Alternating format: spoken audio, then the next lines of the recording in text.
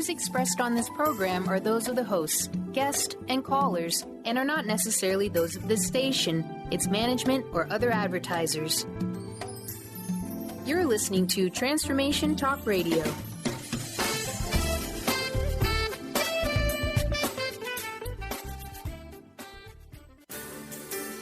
On the cutting edge of the new mainstream, Christine Upchurch is passionate about bringing together science, psychology, and spirituality in a way that can be applied to our everyday lives for true transformation. The Christine Upchurch Show, stellar conversations to illuminate your journey, engages some of the most inspired visionaries on the planet in lighthearted, lively dialogue. Join us as we explore the expansive nature of reality in a down-to-earth way, offering you insights and tools, empowering you to become that bright light you're meant to be. Now, here's your host, Christine Upchurch. Hello, everybody. Welcome to the Christine Upchurch Show, where we have stellar conversations to illuminate your journey. I'm talking to you today from, fairly cloudy Seattle here at Hubbard Radio on KKNW AM 1150. You might be listening on the East Coast on 1230 AM WBLQ. You might be listening somewhere across the United States on cable radio network through your televisions, or somewhere on the various stations in Australia, or anywhere around the world on Transformation Talk Radio. But I tell you, wherever you're listening from today, you're going to be so glad you tuned in, because I've got a wonderful guest, and we are going to have a conversation about relationships, both with ourselves and with others, in a way that I suspect you've never heard before, unless you happen to be a fan of today's guest. But I'm not going to say who she is quite yet. First, I want to say hello to my better half here in the studio, Mr. Benny Mathers. You allow us to share these wonderful conversations around the world. Thank you for doing what you do. Oh, it's my pleasure, and I think we have a pretty good relationship. Yeah, absolutely. Do we need to work on anything? No, I don't think so. I just want to see what you would say. It goes so smoothly. I think we're doing we're all right, too. Yeah. And I think one of the reasons why people enjoy the show is because of the energetics behind it. You know, I'm so into the energy behind what is, because it's really, it's all about the vibration. And it's not just the wonderful guests we have, or even the conversation per se. It's the energetics of the love, the presence, and the allowance of helping people to shift. It's got creating this environment for people to hear on a deep level and to help transform their lives. And you're an integral part of that. Oh, well, I appreciate that, and it's always my pleasure to be here to help you out. Yeah, and I'm so excited about my guest today. It's funny because I didn't realize that she had this effect on me early in my stage of transformation and opening up to more until I started reading her bio and watching some of her videos. I'm talking about SARK, also known as Susan Ariel Rainbow Kennedy. She is the author, I think it's like 16 books or something, and she is the co-author with the late Dr. John Waddell of Succulent, Wild Love. And it's this beautiful, beautiful book about relationships. Its subtitle is 6 Powerful Habits for Feeling More Love More Often. Now, SARK has been teaching how to use creative expression and how to shift our lives, stepping into ourselves in really deep and fulfilling and expansive ways. And she's been doing this for many, many years. She does it through her art, through her words, and through her spirit, speaking of vibration and transformation. And she and her work have been celebrated by many, from Wayne Dyer to Maya Angelou and Marianne Williamson and many, many more. And I'm a big fan now, and I've read this book, and I'm absolutely a fan. And we are talking about SARK. And SARK, thank you so much for joining us here today. Welcome to the Christine Upchurch Show. Oh, thank you so much. Thank you so much to both of you and all of you. And what a wonderful vibration and energetic you're putting into the world. Oh, thank you. You know, I have to say, originally we had 2 people scheduled for an interview, and I'm so saddened to hear that John, your co-author, your partner, your fiance, passed away a little over a month ago. And yes, so sorry. and if I'm happy to say that he's so active in the non-physical that I'm sure he's here right now. Oh, absolutely. I feel him. I definitely feel him. In fact, I felt him last night when I was preparing for the show. Oh, yes. He's been wildly doing all sorts of things, and he would want everyone to know that this is an extremely practical book. So, I really loved the way you guys laid this out, and it's a fun book to read because it's got the art, and your beautiful writing, which, I've seen on posters for years.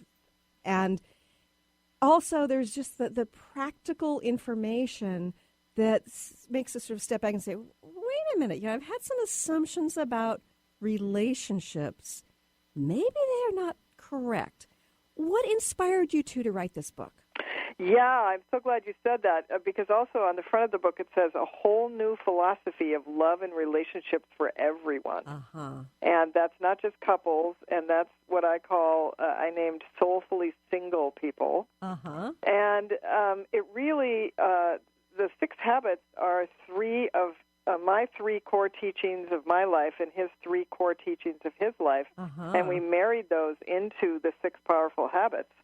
And so it's really 2 people's life work in one book. And it's all the things that we learned from what we called our growth relationships, the ones that most of us have, and it's where it's bumpy and it's loving, but there's tension and it's a lot of work and you're always processing and so and those are fine, but there's the succulent wild love, which is what we're defining as you're happy to see your partner and they're happy to see you're happy. You're generally happy. And when I first met him 3.5 years ago, over 3.5 years ago, and almost 4 years ago now, he told me that we were walking on the promenade deck of a cruise ship. We were on a metaphysical cruise when we met. And he said, I had the most wonderful marriage, and I was with her for 10 years, and the honeymoon never ended.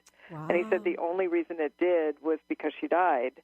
And he said, I want you to know that I'm qualified to adore you.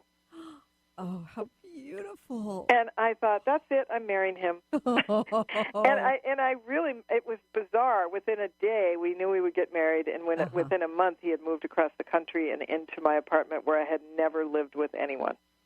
Wow, that's intense, but you must have, you are such a successful and whole person in your own right that you must have just had such deep knowingness to allow that to happen. Yes, and I like to say we're all here to be like full cups of self-love, sharing the overflow with each other in the world. Oh, I love that. Yeah, and a lot of people are going around half empty trying to get filled. Yes. So they go to their partner, fill me, and their partner's like, oh, fill me.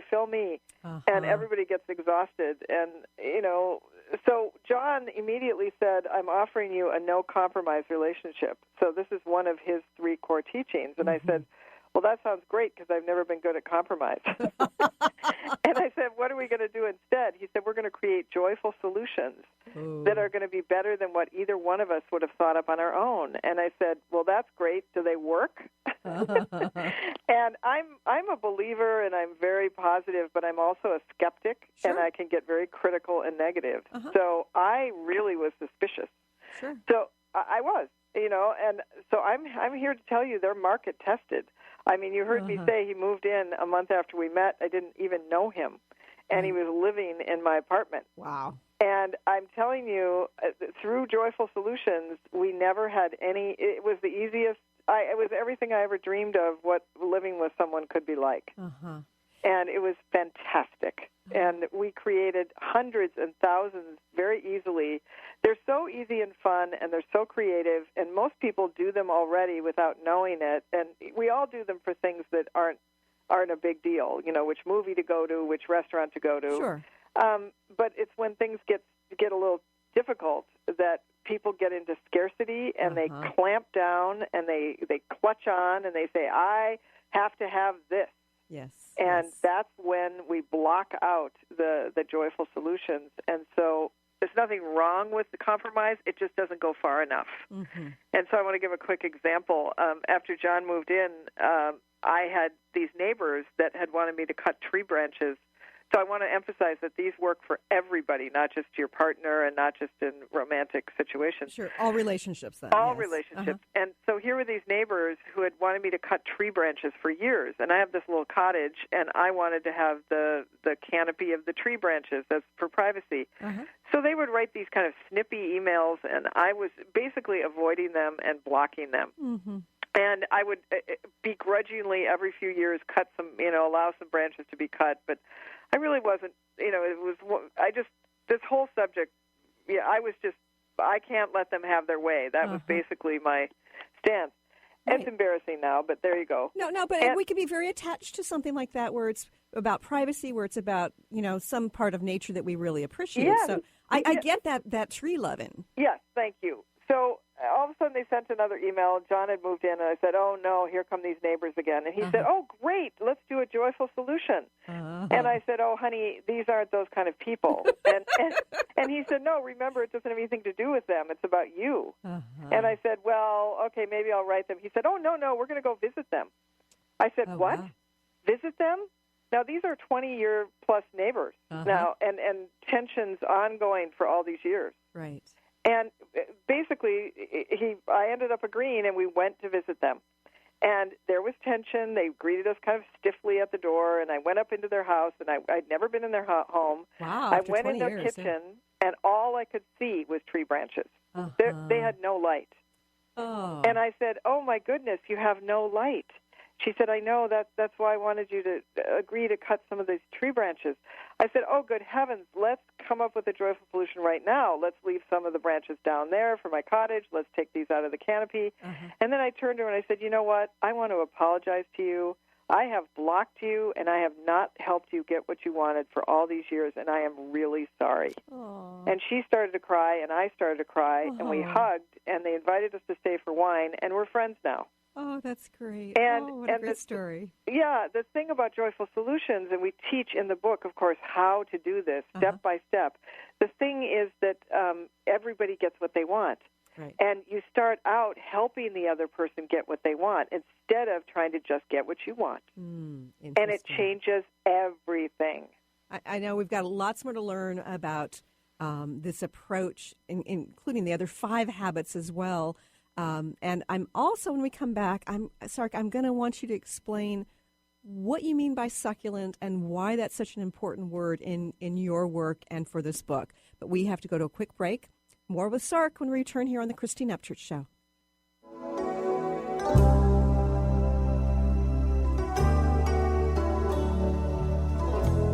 Love has been a friend to me, a friend my whole life through, always saw the best in me. Access Consciousness is coming back to Seattle this April for 3 amazing events. Mark your calendars. April 20th through the 22nd is the Access Consciousness Body Classes, created by Gary Douglas and Dr. Dane here, facilitated by Dr. Glenna Rice. Explore verbal processes and hands-on body work that will unlock the tension, resistance, and dis-ease of the body by shifting energy dynamically. April 23rd through the 25th is the Advanced Access Body Class with Gary Douglas. What if you could undo a whole lot of limitations that you have locked into your body and create an alteration of the way your body functions? Then, on April 26th at 7 p.m., join Gary Douglas for the Abuse Hold class. This is the first time ever that this dynamic process is being presented in a class format. Find out more about these Access Consciousness April events in Seattle by visiting transformation.events. That's transformation.events. Serenity Bliss Holistic Spa is a complete approach to wellness.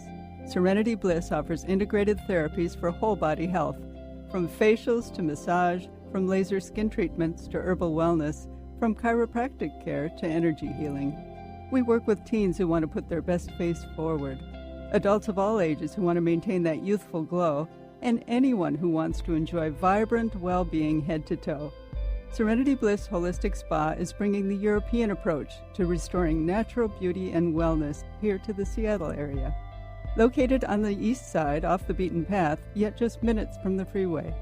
If you'd like to experience the joy of relaxation, skincare excellence, and total wellness, then come experience your Serenity Bliss.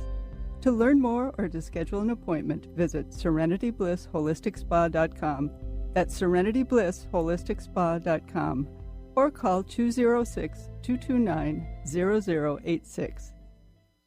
On the cutting edge of the new mainstream, Christine Upchurch is passionate about bringing together science, psychology, and spirituality in a way that can be applied to our everyday lives for true transformation. The Christine Upchurch Show, stellar conversations to illuminate your journey, engages some of the most outstanding visionaries on the planet in lively dialogue to inspire you to become that bright light you're meant to be. Join Christine every Friday at 11 a.m. Pacific Time on KKNW, AM 1150, and Transformation Talk Radio.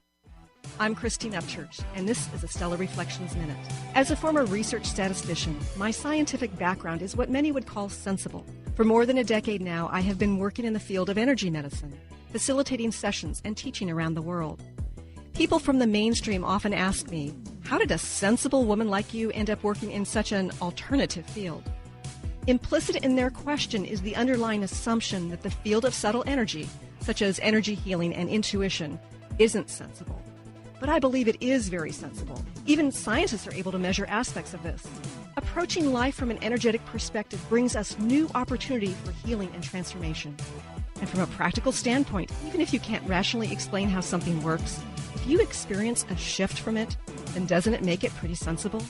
Please visit StellarReflections.com or call 425-999-9836. That's 425-999-9836. When I was young, and both of us were blind, we made it through the careless years.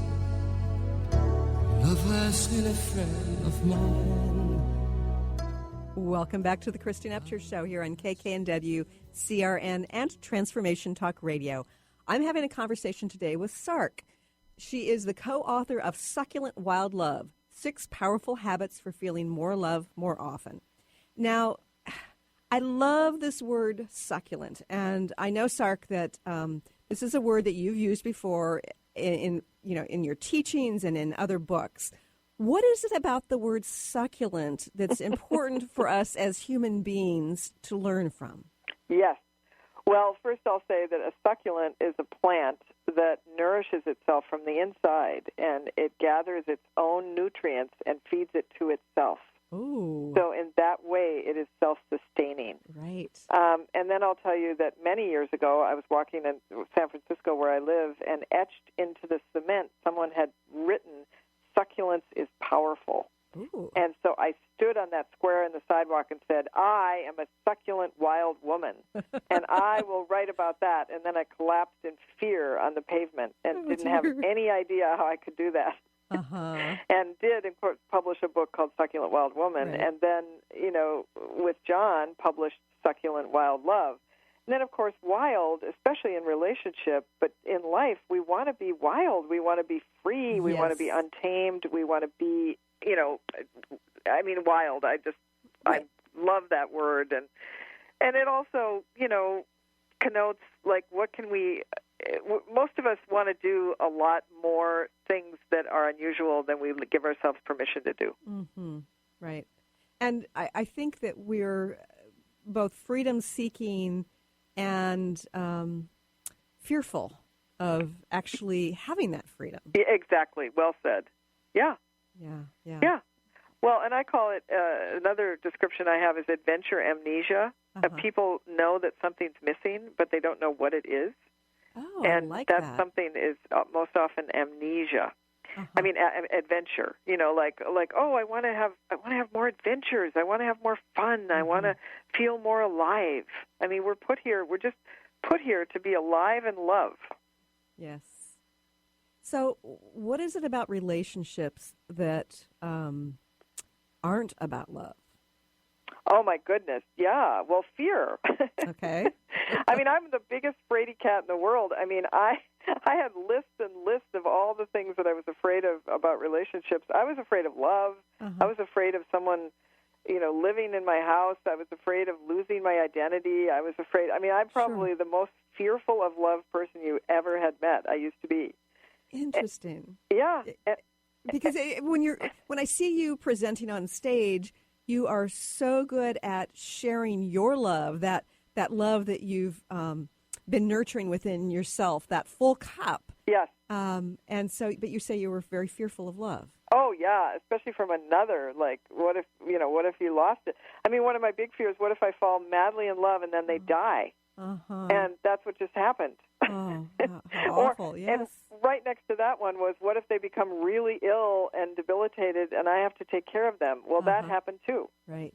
And so I'm here to say I lived two of my greatest fears that also became my biggest blessings, because I learned that love has no end, and love is stronger than death. Mm-hmm.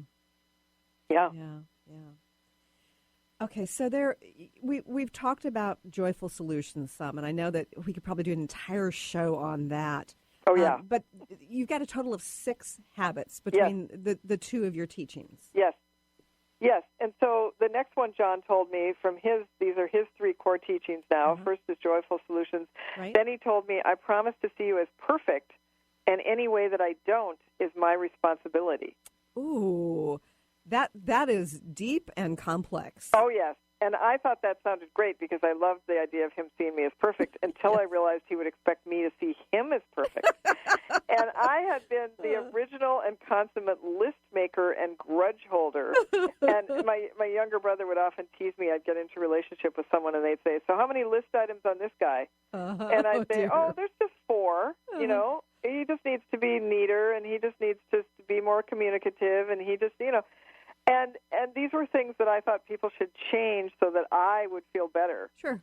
And, I'm here to tell you, I never had a list on John. I tried to get a list about the cancer that he got. I tried to turn that into an item, Right. Like he should not have gotten cancer. But I never got a list item on this guy, because we did this wonderful work of, that we teach again in the book, like how to do love translations, how to translate through the eyes of love, how to tell micro-truths so you're not storing up grudges of any kind. Oh, and that's a huge one. Oh, my God, yes. Yeah. I mean, it's really as clean as you go, Right. So, but let's get back to seeing somebody through the eyes of perfection. Yeah. What does that mean? Let's be sure to say what that is. Okay, so it's not egoic. It's the perfection of each of us as we are. We are born perfect, we are perfect. It's not that you don't have preferences. It's not that you don't want them to change. Those things all exist. But you can see them, it's really about unconditional love. John was an unconditional love practitioner, and he saw me through the eyes of that. And I truly felt more perfect than I've ever felt in my life, more perfectly loved, more perfectly myself. I experienced that, and I'm telling you, it's profound. Yeah, I bet. Because I was always either self-critical or critical of someone else. And it really showed me there's a whole new way. And Jeannie, his wife that he was with for 10 years, saw him that way, and he was steeped in that for 10 years before he met me. Yeah. And if we can start to feel that for ourselves through somebody else's eyes, perhaps, but feel that for ourselves, then that shifts things for us, because first of all, from my perspective, when you have the vibration, the energetics of allowing and acceptance, then that allows for huge transformation. That's what's necessary for change. But if you're in that place of resistance or things aren't right, then you stay stuck. Yes. Oh, yes. And people stay stuck their whole lives. Yeah. So that seems so incredibly powerful. Yes. Okay. So I know it probably feels fabulous to be on the receiving end of that. How do you feel that for somebody else within the context of having that list of, I really wish they were neater, and I wish they paid better attention to me, whatever? Yeah, well, I think we wrote about this in the book, and if I recall, Jeannie made 3 decisions so that she could unconditionally love. And so one of them was nobody had to change for her to feel good. Oh, that's powerful. Nobody had to change for her to feel good. And then the next one was, it's not her job or role to figure out what was right or wrong for other people. Mm-hmm. And so it isn't that you can't let someone know your preferences, but you don't get to say what's right or wrong for them. Uh-huh. You should eat this. You should exercise more. Right. You should go play video games less, whatever, Uh-huh. you know. 3, it's focusing on what pleases you about the person. Uh-huh. So, it sounds like, oh, yeah, we do that. Well, we don't. We focus for 5 minutes on what pleases us, and then we spend 55 minutes talking about what displeases us. Right. Because you can't look at something you dislike and feel loving at the same time. Uh-huh. So, within this context of seeing somebody as perfect, does that mean that we shouldn't be setting boundaries? Oh, no, it means very much that we need boundaries. In fact, we need them more than ever. That's the third one. John said to me, I promise to see you as self-lovingly separate with beautiful boundaries. Oh. And this was wonderful for me because I wanted my autonomy. Yes. I wanted someone who would support my freedom, not someone who was going to kind of trap me. Right. And someone who would respect my boundaries. I mean, for example, I enjoy watching a lot of television. I watch what I call transformational television, and I really enjoy it. And other people had made all kinds of judgments and assessments of, you watch a lot of TV. Well, it's a lot of TV. And John, it was none of his business. He would say, oh, it's none of my business how much TV you watch. It has nothing to do with me. Right. And, again, if he wanted to spend more time with me, let's say I was watching more TV than, let's say, well, I wish you weren't watching a show tonight. I wish we were going out. He would express that in some loving way, but not through the eyes of judgment or, there were no boundaries, and all of a sudden he could just say anything about me and my life and how I lived it. And we detail this in the book. There's an acronym that we call SPAR, S-P-A-R, and, we're all deserving of, there's 4 things. The SPAR stands for security, privacy, activity, and respect. And the activity is inner and outer activities. So meaning you don't get to say what someone else should be spending their time doing. Right. And I think within what I call the New Age community, within the consciousness community, there is quite a bit of judgment, of how somebody is living their life, whether they meditate or not, whether they're doing yoga, what they're eating, what they're putting into their mouths. I mean, there is a lot of judgment, which is toxic. Fundamentalist. Yeah. I mean, it's essentially saying this is the right way and you're doing it the wrong way. Yeah. We have to go to another quick break, but we'll continue this wonderful conversation with SARK in just a few moments. And it's nothing like I've ever known before. Love is an open door. Love is an open door. Love is an open door. Discover the 8 things the elements of prosperity want you to know. Lynn Brown is hosting a life-transforming, soul-expanding evening on April 30th featuring guest speaker and radio host Dr. Pat Basili. Lynn was guided to make this a by-donation event for entrants, and all proceeds will be donated towards uplifting the homeless community. For more information and to get tickets, visit eventbrite.com. That's eventbrite.com and type Lynn Brown in the search. Hey everybody, this is Dr. Pat. Many of you have heard me talk about the Lyme disease epidemic going on right now in the world. I want to tell you about my friends at Results RNA. They have now created an entire Lyme support system for immune system support, detoxification, rejuvenation, and neurological healing. Please visit resultsrna.com to learn more, and for first-time orders, you'll receive a special 10% discount. All you have to do is type in Dr. Pat at checkout. Called the Oprah of radio by her listeners, award-winning host Dr. Pat Basili is blowing the doors off of traditional talk radio. Get ready for an energizing delivery and powerful interviews with leaders in the field of human potential. Dr. Pat's fresh, new perspective on living life full out has catapulted her show to the top of talk radio. Tune in and Dr. Pat will help you thrive instead of merely survive. Visit thedrpatshow.com. That's THEDRPatshow.com for listening times in your area. I'm Peggy Snow with another Stellar Reflections Minute. Presence, or what we think of as being fully in the moment, is a key element in the process of healing work. As a practitioner facilitating a session, Genuine presence takes us out of our heads, where we tend to decide what is and maybe what should be for the client, and moves us into direct experience, where we're available to witness the person in their wholeness. In this receptive realm, our senses are heightened and expanded, allowing us to perceive what's seeking to unfold and to interact in the moment. There's something profoundly powerful that happens when healing is approached in this simple, pure way. Balance can be restored and healing can take place on multiple levels. If you'd like more information about the services we offer at Stellar Reflections, visit us at stellarreflections.com or call 425-999-9836. That's 425-999-9836. On the cutting edge of the new mainstream, Christine Upchurch is passionate about bringing together science, psychology, and spirituality in a way that can be applied to our everyday lives for true transformation. The Christine Upchurch Show, stellar conversations to illuminate your journey, engages some of the most outstanding visionaries on the planet in lively dialogue to inspire you to become that bright light you're meant to be. Join Christine every Friday at 11 a.m. Pacific Time on KKNW, AM 1150, and Transformation Talk Radio. Love is my religion. Love is my religion. I'll take you to the temple tonight.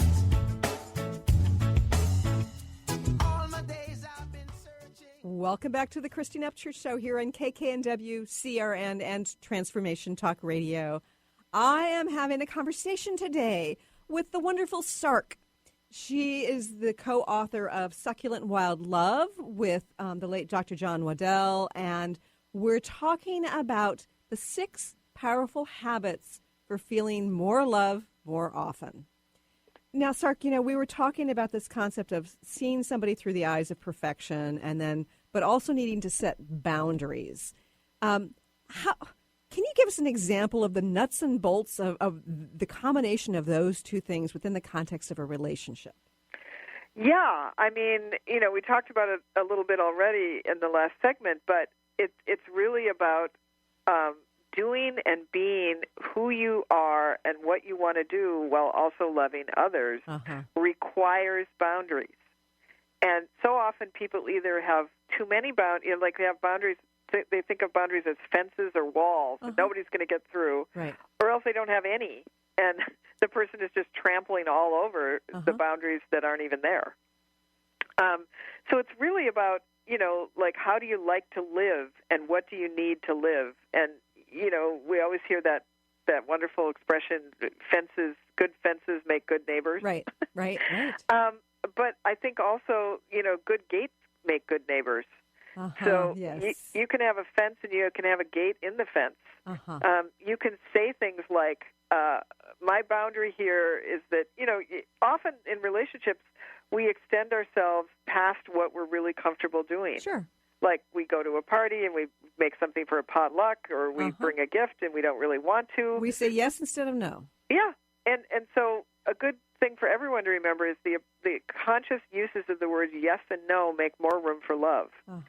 It's not about trying to say yes more often. It's about saying, yes when you want to and no when you want to, and having them be the same. So often we think, oh, yes is the answer everybody wants. Well, no, not if it's trampling over your boundaries and you're going to be crabby and tired when you get there. Right. And so for everyone to kind of see what are their boundaries, what do they want those to be, and keep on adjusting it. That's the other thing. We get in relationships and we think, oh, it's just going to be like this now. Yes. I remember I said to John, oh, so that's how it's going to be. I can't remember. Oh, it was something about luggage, and he left something. He didn't remember to pick it up or something. I said, oh, so that's how it's going to be. And he turned and he said, no, it's not how it's going to be. I just forgot to pick up the bag, And it was a wonderful reminder, like, that you can really keep on fine-tuning and adjusting and speaking about. This is something people often don't speak about, their boundaries. Right. Yeah. And, it's funny because I know some middle-aged women who are divorced, and they've been in some relationships and stuff, but when they think in terms of their ideal mate, they think in terms of having them either be in a separate bedroom or even a separate house. Oh, yeah. Well, Does this mean? Well, and it's not a bad idea. I mean, this is a great example. I mean, when I was a child, there had been abuse in my family, so it was pretty obvious why I was doing this. But I said, Mom, if I ever get married, there have to be 2 houses, and there's a system of lights, and when the red light is on, he can't come in. And John and actually, there's a photo of our book. There's a photo of our bed in the book because we slept in what could be called elegant adult bunk bed. Yes, I love that picture. Yeah, and we decided to show that because I had built that before I met him, but I sleep best alone.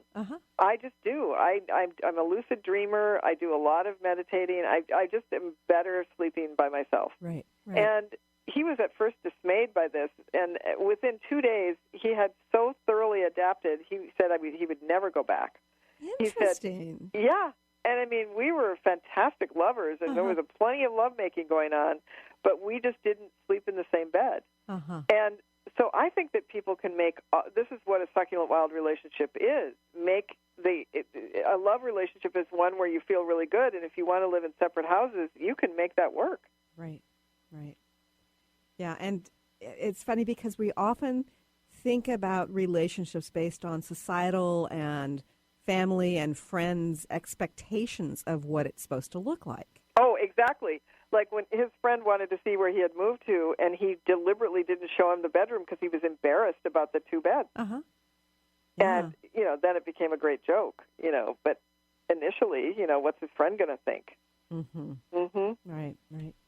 Okay, so we've talked about John's, 3 contributions to the Succulent Wild Love.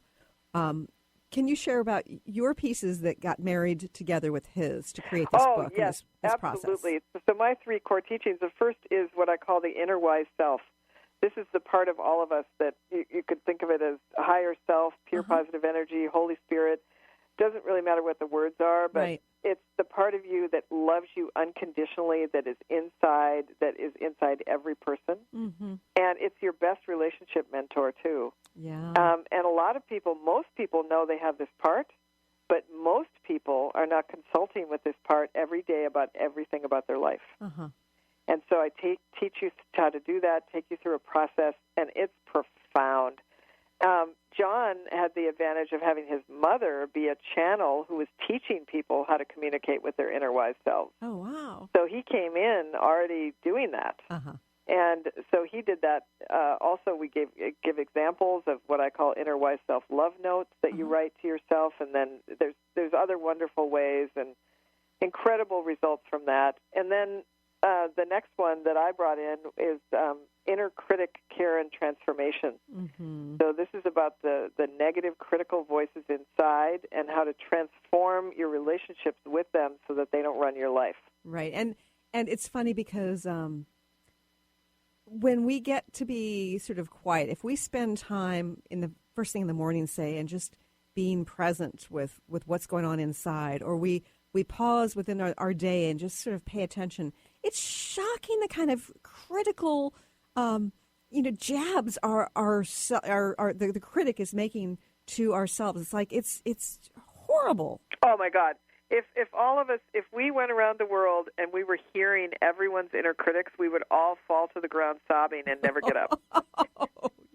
No, it's true. Yeah, they're horrible. Yeah, and they need supervision. And so your adult self and your inner wise self are meant to be in charge of your life, not inner critics. But most people have inner critics in charge of their life. Right. And so they don't know. They think it's just how they are. They're so merged with their inner critics. They're like, oh, I've always been a perfectionist. Oh, I'm just a procrastinator. That's who I am. Right. No, those are inner critics.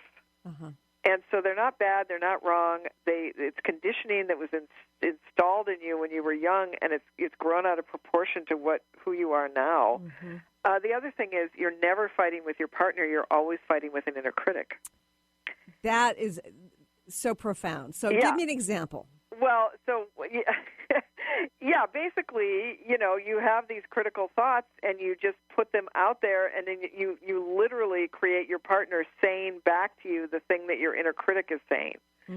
So it's intense. Like and we were at the airport one time, and it had to do with suitcases again, and John picked up a suitcase and said, "Oh, this is my suitcase," and said, "Oh, this is really heavy," and it ended up with me saying, "Are you saying that I'm too heavy?" Oh, wow. And it had nothing to do with that. Right. And he finally said, "Honey, who are you fighting with?" And I said, "I'm fighting with the voice that thinks I'm too fat and I should have smaller bags." And if that inner critic weren't saying anything about that, then you might say, "Yeah, that's why I let you pick it up, honey." Exactly. Because when we aren't triggered, we're not upset. Right. Yeah, and so it's amazing, like the freedom that you feel when you do this work. It changes everything. So when you're in conflict, I mean, we have a tendency within relationships to, either put up the walls and retreat or go through the jabbing of the shame and blame kind of game.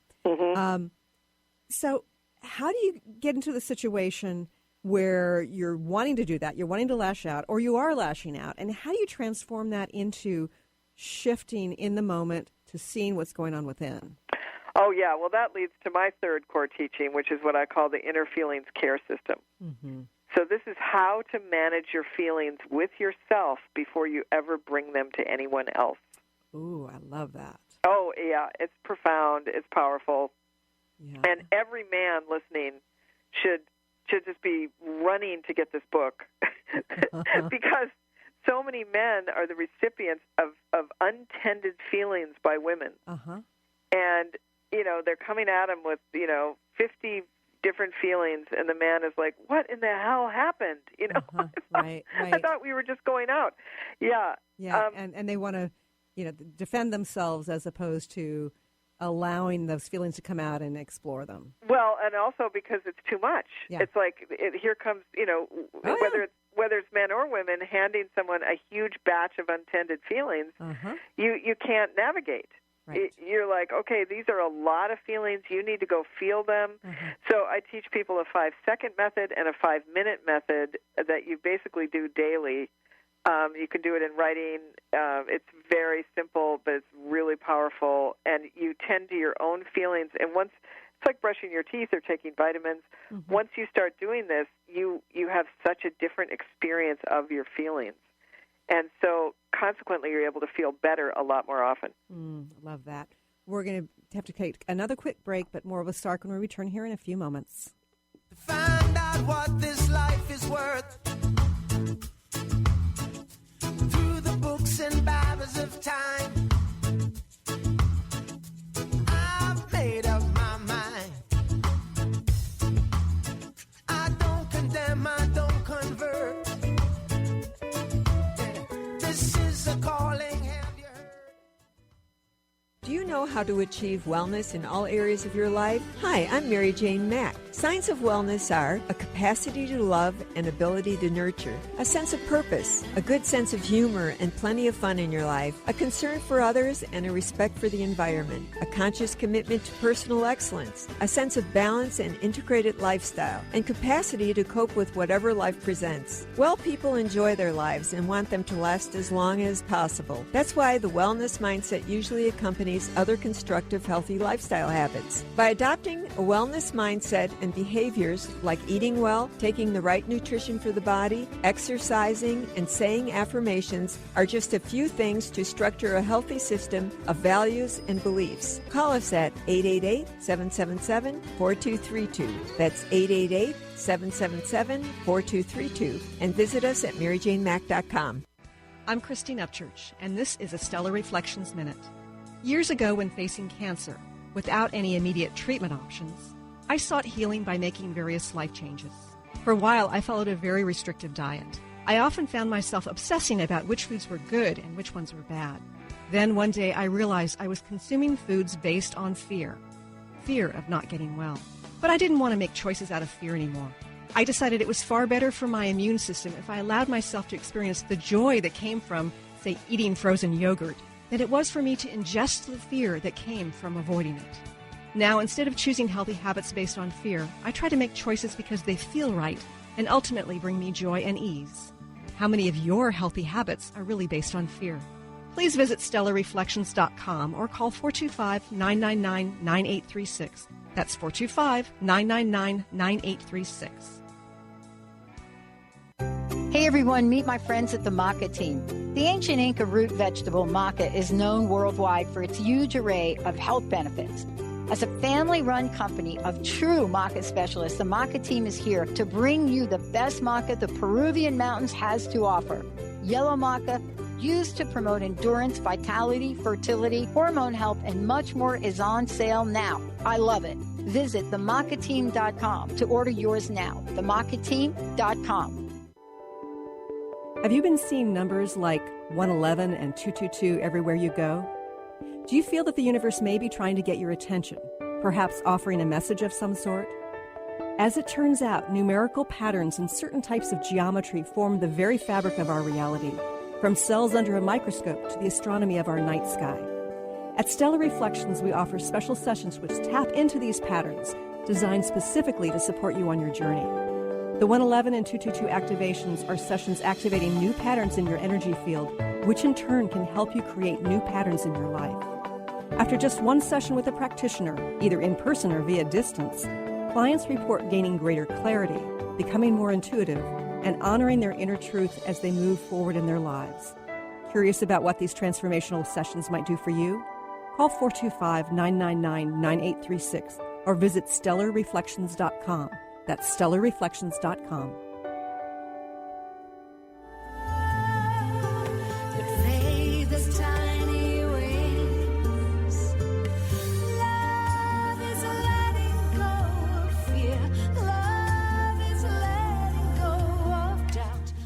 Welcome back to the Christine Upchurch Show here on KKNW and Transformation Talk Radio. We are talking with SARK about Succulent Wild Love, and I'm just so enjoying looking at the potential for relationships to be very, very different than what we've been taught, what's our knee-jerk reaction. And, you know, Sark, before we get into the conversation further, can you please share with our listeners how they can find their way to this work, how they can find their way to you and your events? And I understand you've also got a free gift to give people. Oh, yes. They can go to planetsark.com, planetsark, SARK, /more love now. Oh, I like that. Yeah, and they'll be taken to a 7-day love accelerator. Ooh. And these are short videos from me that they will love that go into some of what we've been talking about. Going to help them identify their unique love print. It's like a blueprint, only it's a love print. See what's working for you in love and what you'd like to change, adjusting your relationship to inner critics, and connecting to your inner wise self. So planetsark.com /more love now, and that's free. Wonderful, wonderful. So, you know, there are a lot of people out there who don't have mates. They've had bad experiences or good experiences for a while that it turned into a lot of pain. What advice do you have for people who are seeking a soulmate, so to speak? Yes. Well, I immediately say become soulfully single, which means you are full up. You are a full cup of self-love. You do not engage in a relationship with another person until you are living that way. And you can use a book like Succulent Wild Love to help you. You can use other books. I mean, you know, you can use other tools and ways, but the point is you must practice with self-love before you think you can love another. This whole idea that we have of, I mean, you can do it with another person, but boy, it's a lot harder. And I'm so excited now that there's more single people than there are married people. Right.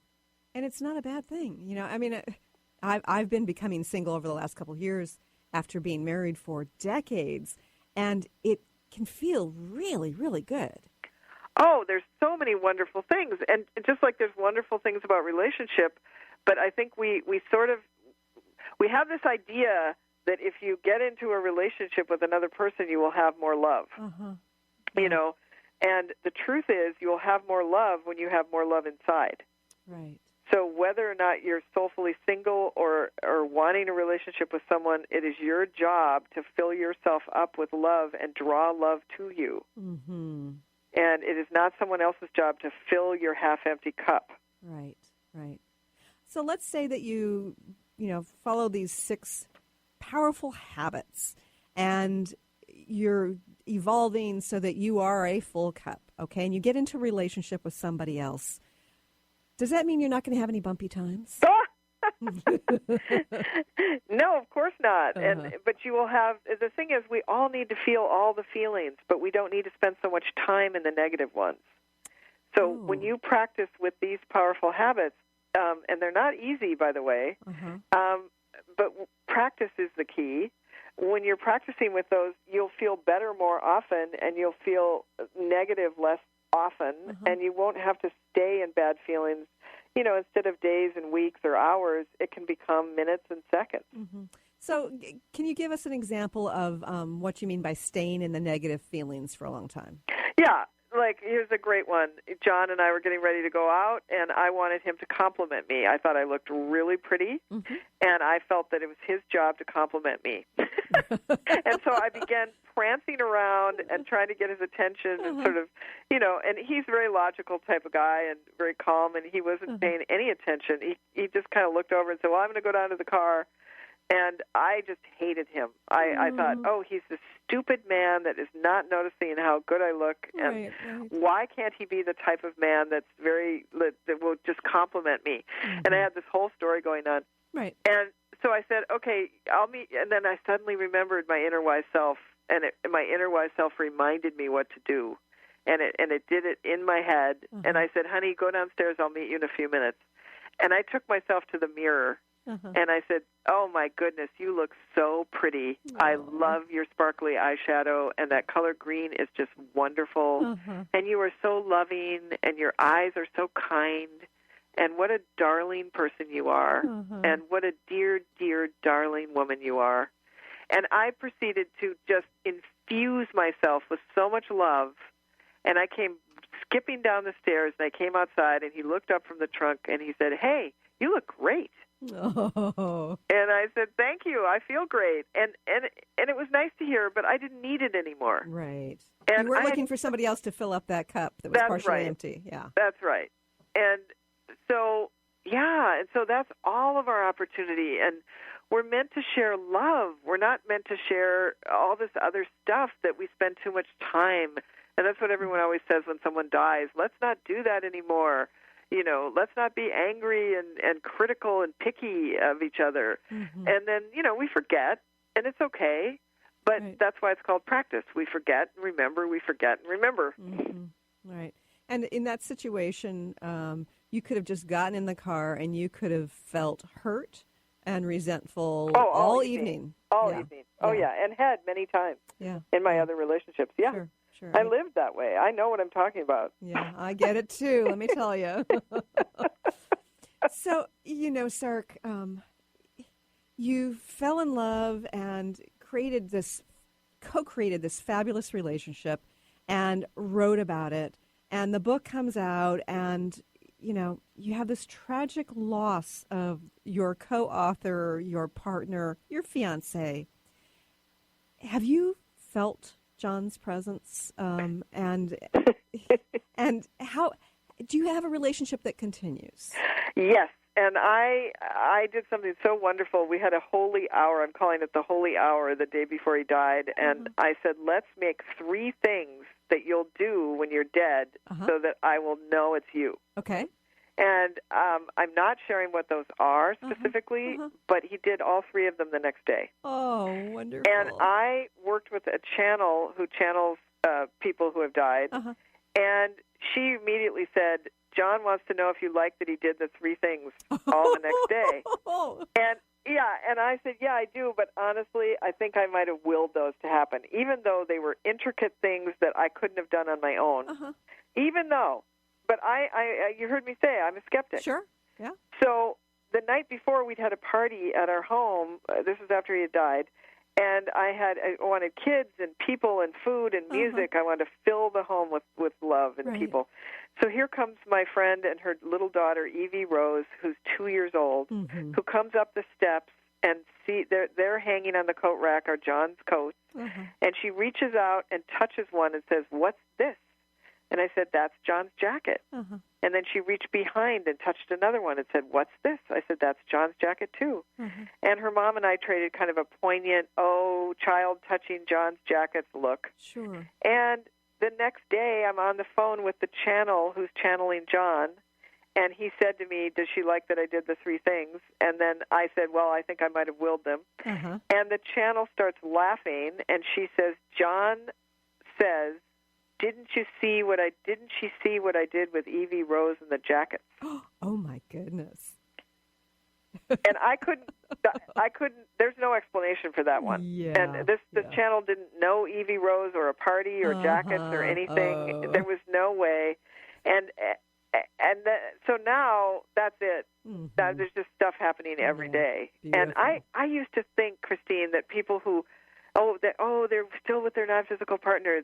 I would think, get a grip. The person died. You're obviously just grasping after them. What a sad case. I mean, I really did. Yeah, and there he is, and we've got to go. But I want to thank you, Sark, for joining us here. It's a fabulous book, Succulent Wild Love. Go buy it, live it. Bye, everybody. You've been listening to the Christine Upchurch Show, stellar conversations to illuminate your journey. Each week, this show engages some of the most outstanding visionaries on the planet in lively dialogue to inspire you to become that bright light you're meant to be. Join Christine every Friday at 11 a.m. Pacific Time on KKNW, AM 1150, and TransformationTalkRadio.com. For more information about the transformative healing work of Christine, visit www.stellarreflections.com. And for weekly topics, visit www.transformationtalkradio.com.